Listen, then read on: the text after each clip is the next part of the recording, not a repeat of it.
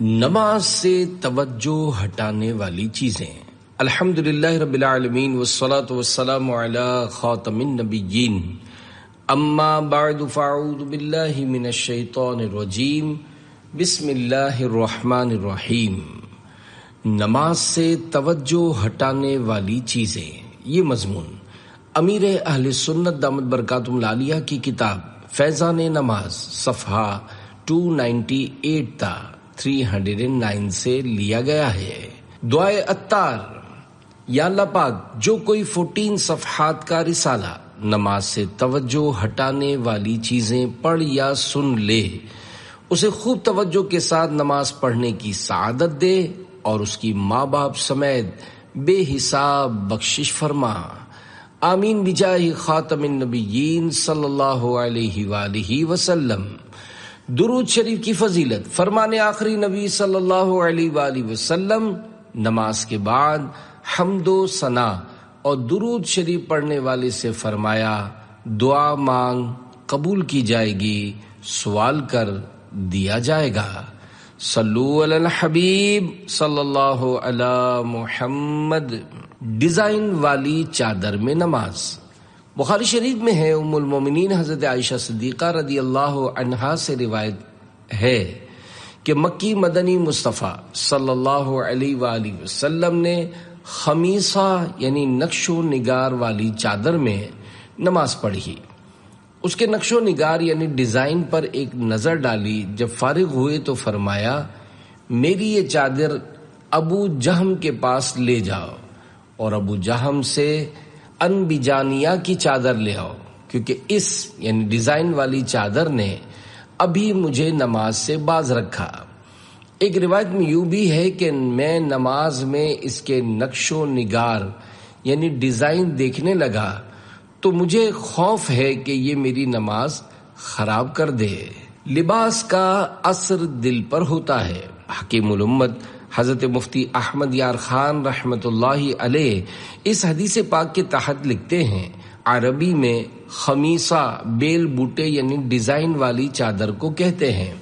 یہ اونی سیاہ چادر تھی جو ابو جہم رضی اللہ عنہ نے ہدیتاً یعنی بطور گفٹ خدمت اقدس میں پیش کی تھی۔ اس کو اوڑھ کر سرکار صلی اللہ علیہ وآلہ وسلم نماز پڑھ رہے تھے۔ انبجانیہ شام یعنی سوریا کی ایک بستی کا نام ہے جہاں سادہ کپڑے تیار ہوتے ہیں، اسی کی طرف اس کی نسبت ہے۔ جیسے ہمارے ہاں بھاگل، بوریا، ڈھاکہ کی ململ یا لائل پور کا لٹھا مشہور ہے۔ کیونکہ چادر کا واپس کرنا ابو جہم رضی اللہ عنہ کو ناگوار گزرتا، ان کی دلداری یعنی دل جوئی کے لیے اس کے عوض یعنی بدلے دوسری چادر طلب فرما لی۔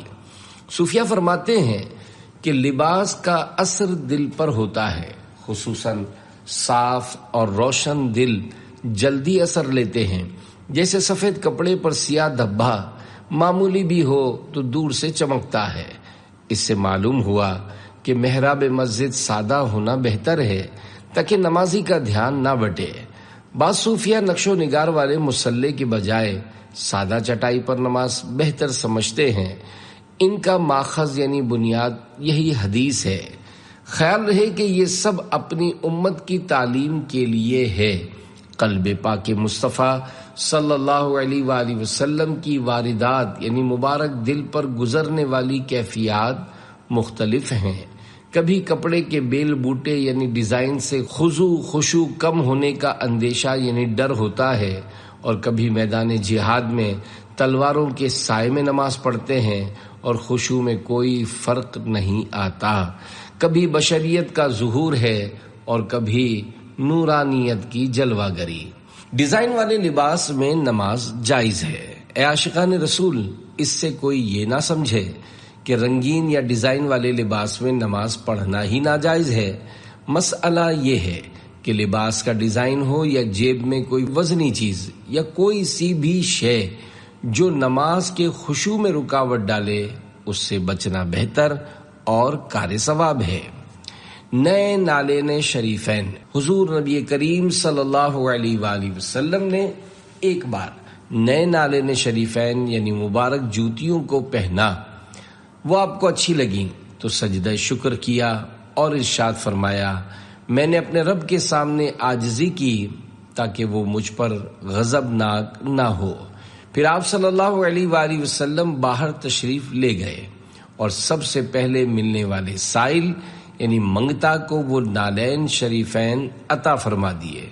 پھر امیر المومنین حضرت علی المرتضیٰ رضی اللہ عنہ سے ارشاد فرمایا میرے لیے پرانے نرم چمڑے کے نالین یعنی جوتے خرید لو، پھر انہیں پہنا۔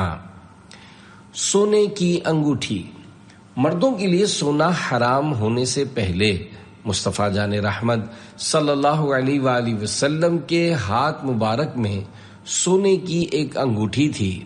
آپ صلی اللہ علیہ وآلہ وسلم نورانی منبر پر تشریف فرما تھے کہ انگوٹھی اتار دی اور ارشاد فرمایا اس نے مجھے مشغول کر دیا، میری ایک نظر اس کی طرف رہی اور ایک نظر تمہاری یعنی حاضرین کی طرف۔ سونا مرد کے لیے حرام ہے۔ اے عاشقان رسول، پہلے سونا مردوں کے لیے جائز تھا مگر بعد میں حرام کر دیا گیا۔ چنانچہ حضرت مولا علی رضی اللہ عنہ فرماتے ہیں رحمت عالم صلی اللہ علیہ وآلہ وسلم نے سیدھے ہاتھ میں ریشم لیا اور بائیں یعنی لیفٹ ہاتھ میں سونا، پھر یہ فرمایا کہ یہ دونوں چیزیں میری امت کے مردوں پر حرام ہیں۔ سونے کی انگوٹھی پھینک دی۔ واقعہ، ہم سب کے پیارے نبی صلی اللہ علیہ وآلہ وسلم نے ایک شخص کے ہاتھ میں سونے کی انگوٹھی دیکھی تو اس کو اتار کر پھینک دیا اور یہ فرمایا کہ کیا کوئی اپنے ہاتھ میں انگارہ رکھتا ہے؟ جب حضور اکرم صلی اللہ علیہ وآلہ وسلم تشریف لے گئے، کسی نے ان سے کہا اپنی انگوٹھی اٹھا لو اور کسی کام میں لانا۔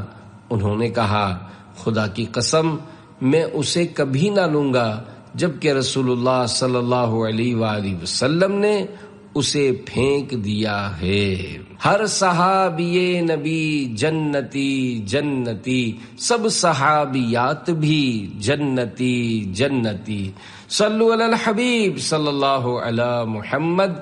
پرندے کی محبت کا وبال۔ واقعہ، ایک عابد یعنی عبادت گزار بندے نے کسی جنگل میں طویل یعنی لمبے عرصے تک اللہ رب العزت کی عبادت کی۔ اس نے ایک مرتبہ کسی پرندے کو درخت کے اندر اپنے گھونسلے میں چہچہاتا دیکھ کر دل میں کہا کیا ہی اچھا ہو جو میں عبادت کے لیے اس درخت کے قریب جگہ بنا لوں تاکہ اس پرندے کی آواز سے انس یعنی پیار افیکشن پاتا رہوں۔ پھر اس نے ایسا کر لیا تو اللہ پاک نے اس وقت کے نبی علیہ السلام پر وحی فرمائی فلاں عابد یعنی عبادت گزار سے کہہ دو تم مخلوق سے مانوس ہوئے یعنی پیار حاصل کیا، میں نے تمہارا درجہ ایسا کم کر دیا ہے کہ اب کسی بھی عمل سے اسے نہیں پا سکو گے۔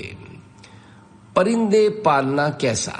اے عاشقان نماز، پرندے وغیرہ پالنا جائز ہے مگر ان کاموں میں ایسی مشغولیت مناسب نہیں جو نمازوں کی خشوع اور دیگر عبادات کے اندر دل جمعی میں رکاوٹ بنے، اور یہ ضروری ہے کہ دانہ پانی وغیرہ اس کثرت سے دیجیے کہ کسی طرح بھی آپ کی وجہ سے ان کو بھوک و پیاس کی تکلیف نہ پہنچے۔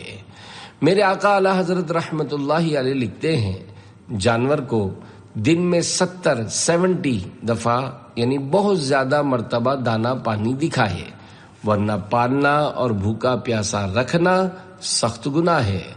جانور پر ہر طرح کے ظلم سے بچنا ضروری ہے کہ جانور پر ظلم کرنا مسلمان پر ظلم کرنے سے بھی بڑا گناہ ہے۔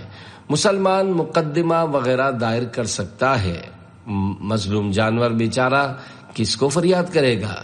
یہ بھی یاد رہے کہ مظلوم جانور کی بد دعا مقبول ہوتی ہے۔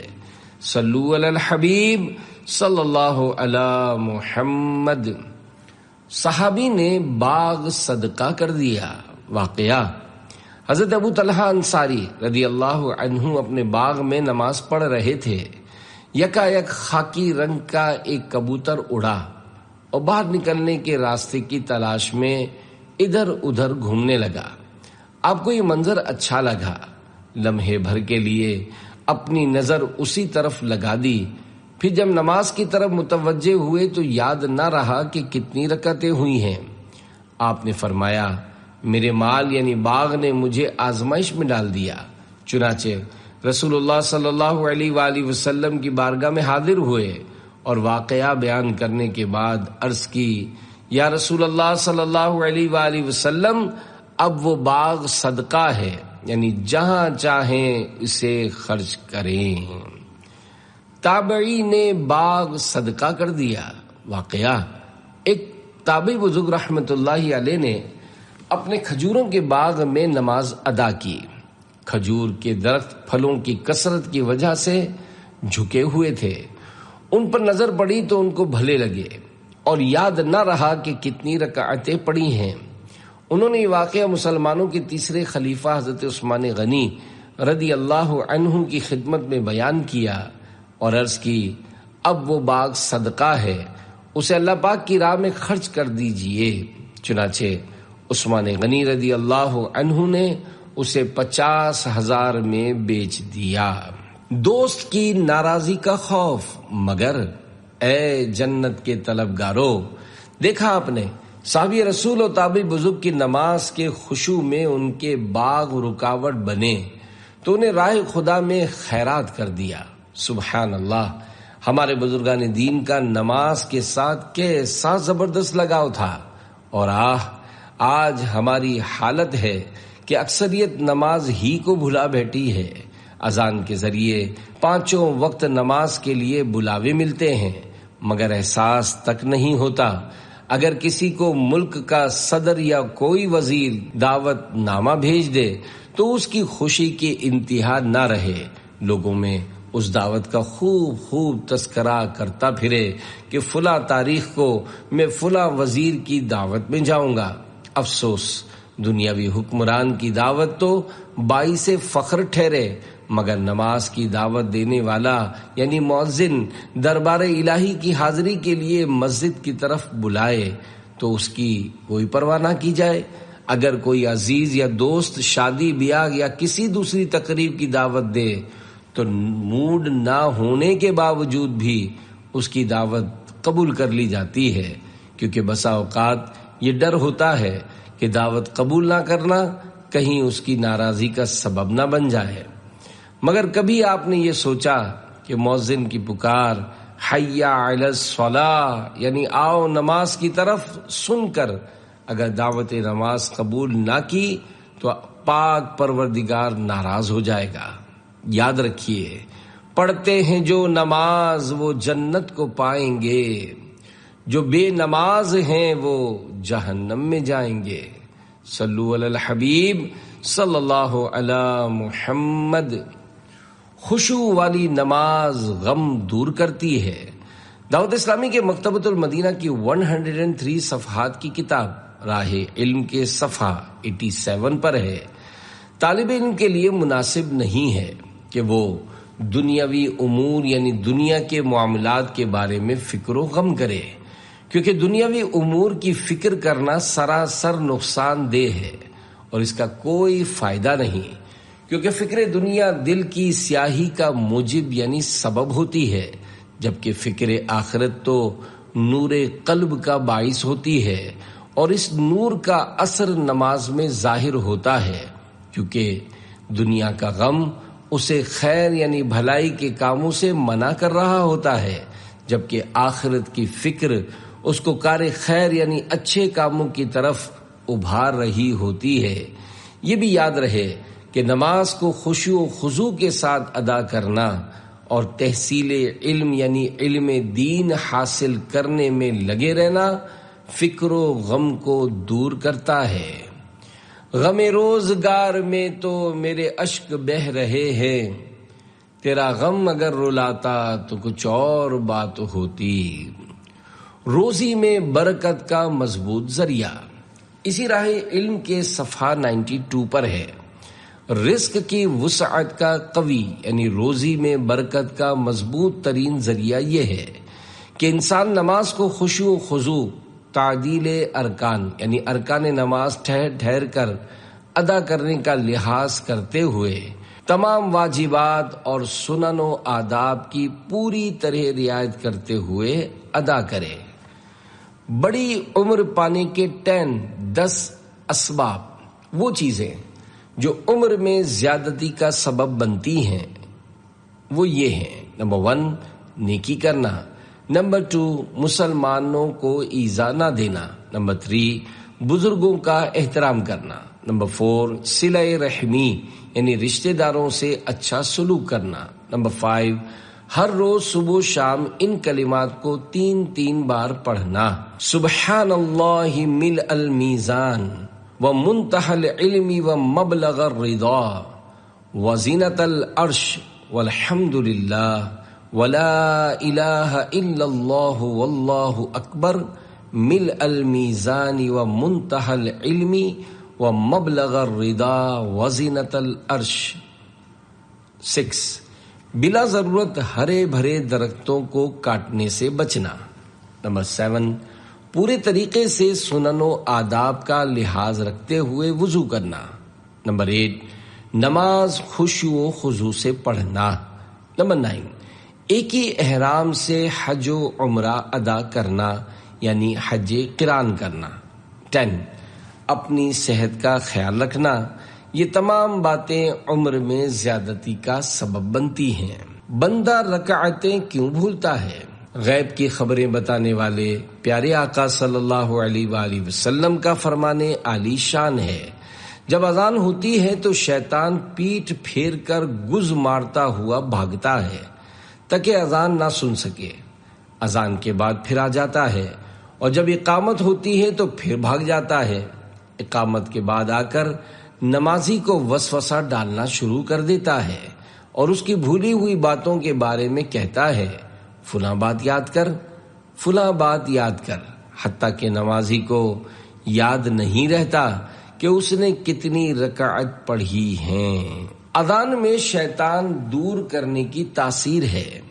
حکیم الامت حضرت مفتی احمد یار خان رحمۃ اللہ علیہ اس حدیث پاک کے تحت لکھتے ہیں، یہاں شیطان کے بھاگنے کے ظاہری معنی ہی مراد ہے اور اذان میں دفع شیطان کی تاثیر ہے، اسی لیے تعاون یعنی پلیگ پھیلنے پر اذان کہلواتے ہیں کہ یہ وبا جنات کے اثر سے ہے۔ بچے کے کان میں اذان دیتے ہیں کہ اس کی پیدائش پر شیطان موجود ہوتا ہے جس کی مار سے بچہ روتا ہے۔ دفن کے بعد قبر کے سرحانے اذان دی جاتی ہے کیونکہ وہ میت کے امتحان اور شیطان کے بہکانے کا وقت ہے۔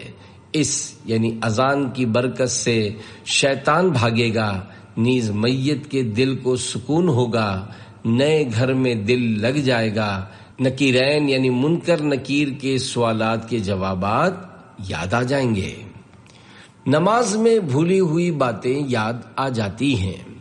مفتی احمد یار خان صاحب آگے چل کر مزید فرماتے ہیں، تجربہ ہے کہ نماز میں وہ باتیں یاد آتی ہیں جو نماز کے باہر یاد نہیں آتی۔ اس سے معلوم ہوا کہ اللہ پاک نے شیطان کو انسانوں کے دلوں پر تصرف کرنے کی قدرت دی ہے۔ انسانوں کی آزمائش کے لیے کتنی ہی کوشش کی جائے مگر ان وسوسوں سے کلی یعنی مکمل طور پر نجات نہیں ملتی۔ چاہیے کہ وسوسوں کی پرواہ نہ کرے، نماز پڑھتا رہے، مکھیوں کی وجہ سے کھانا نہ چھوڑے۔ شیطان نے خزانے کا پتہ بتا دیا۔ واقعہ: ایک شخص مال دفن کر کے بھول گیا اور حضرت امام اعظم ابو حنیفہ رحمت اللہ علیہ کی خدمت بابرکت میں حاضر ہوا۔ آپ نے فرمایا رات بھر نفل نماز پڑھو، تمہیں یاد آ جائے گا۔ اس شخص نے نماز پڑھنا شروع کی، ابھی چند رکعات ہی پڑھی تھیں کہ اسے یاد آ گیا تو اس نے نفل نماز ختم کر دی۔ پھر امام اعظم رحمت اللہ علیہ کی خدمت میں حاضر ہو کر یہ واقعہ بیان کیا۔ آپ نے فرمایا مجھے معلوم تھا کہ شیطان تجھے رات بھر نماز نہ پڑھنے دے گا اور تجھے تیرا مال یاد دلا دے گا تاکہ تو نماز چھوڑ دے۔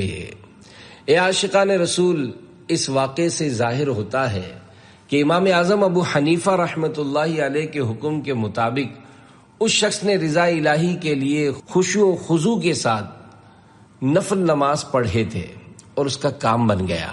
یہ یاد رکھیے، جب کبھی کسی دنیاوی کام کے لیے ورد و وظیفہ کریں اس میں ثواب کی نیت بھی کرنی چاہیے، مثلا روزی میں برکت، بیماری سے شفا، قرض کی ادائیگی، اولاد ہونے یا رشتہ ملنے وغیرہ کے لیے دعوت اسلامی کے مدنی قافلے میں سفر کریں یا کوئی ورد و وظیفہ کریں تو اللہ پاک کی رضا پانے کی نیت ضرور کریں۔ اللہ کریم چاہے تو کام بھی بن جائے گا۔ اسی طرح صلاۃ الحاجت وغیرہ کی ادائیگی بھی ثواب کی نیت سے کرنی چاہیے۔ رکعتوں کی گنتی بھول جائے تو کیا کرے؟ بحر شریعت میں ہے کہ جس کو شمار رکعت میں شک ہو، مثلا 3 ہوئیں یا 4، اور بلوغ یعنی بالغ ہونے کے بعد یہ پہلا واقعہ ہے، تو سلام پھیر کر یا کوئی عمل منافی نماز یعنی خلاف نماز کر کے توڑ دے، یا غالب گمان کے بموجب یعنی مطابق پڑھ لے، مگر بہر صورت اس نماز کو نئے سرے سے پڑھے۔ محض توڑنے کی نیت کافی نہیں، یعنی نماز توڑنے کا عمل کرنا ہوگا، اور اگر یہ شک پہلی بار نہیں بلکہ پیشتر یعنی اس سے پہلے بھی ہو چکا، تو اگر غالب گمان کسی طرف ہو تو اس پر عمل کرے، ورنہ کم کی جانب کو اختیار کرے، یعنی 3 اور 4 میں شک ہو تو 3 قرار دے، 2 اور 3 میں شک ہو تو 2، وعلی ھذا القیاس یعنی اور اسی طرح، اور تیسری چوتھی دونوں میں قاعدہ کرے کہ تیسری رکعت کا چوتھی ہونا محتمل یعنی تیسری کے چوتھی ہونے کا امکان ہے، اور چوتھی میں قاعدے کے بعد سجدہ سہو کر کے سلام پھیرے، اور گمان غالب کی صورت میں سجدہ سہو نہیں، مگر جبکہ سوچنے میں بقدر 1 رکن یا 3 بار سبحان اللہ کہنے کی مقدار کے وقفہ کیا ہو تو سجدہ سہو واجب ہو گیا۔ نماز پوری کرنے کے بعد شک ہوا تو اس کا کچھ اعتبار نہیں، اور اگر نماز کے بعد یقین ہے کہ کوئی فرض رہ گیا مگر اس میں شک ہے کہ وہ کیا ہے تو پھر سے پڑھنا فرض ہے۔ صلو علی الحبیب صلی اللہ علی محمد۔ وہ انٹرنیٹ کا غلط استعمال کیا کرتے تھے۔ پیارے پیارے اسلامی بھائیوں، وضو، غسل اور نماز کے مسائل سیکھنے کا جذبہ پانے، اپنے اندر خوف خدا بڑھانے، گناہوں سے پیچھا چھڑانے اور خود کو جنت کے راستے پر چلانے کا ذہن بنانے کے لیے عاشقان رسول کی دینی تحریک دعوت اسلامی کے دینی ماحول سے وابستہ رہیے۔ ترغیب کے لیے ایک مدنی بہار سنیے۔ چنانچہ کراچی کے علاقے اورنگی ٹاؤن کے مقیم اسلامی بھائی نے رات دن گناہوں کا بازار گرم کر رکھا تھا۔ اسنوکر، ڈبو، کرکٹ وغیرہ میں جوا کھیلتے، برے دوستوں کے ساتھ مل کر فلمیں ڈرامے دیکھتے اور ذاتی کمپیوٹر پر شرمناک فلمیں دیکھا کرتے تھے۔ وقت بیان سے کم و بیش 4 یا 5 سال پہلے کی بات ہے کہ ایک بار انٹرنیٹ استعمال کر رہے تھے اور مختلف ویب سائٹس کھول رہے تھے کہ اچانک ہی ایک بیان آن لائن ہوا۔ وہ آگے بڑھنا ہی چاہتے تھے کہ بیان کرنے والے کے انداز نے ان کے ہاتھ روک دیے۔ وہ بیان سننے لگ گئے۔ مبلغ خوف خدا دلا رہے تھے۔ دوران بیان یہ بھی اپنے گناہوں کو یاد کر کے نادم ہونے لگے اور یہ بیان سن کر متاثر ہوئے۔ مزید معلومات کی تو پتہ چلا کہ یہ بیان دعوت اسلامی کے سنت و بر اجتماع صحرائے مدینہ نزد ٹول پلازا کراچی میں ہو رہا تھا۔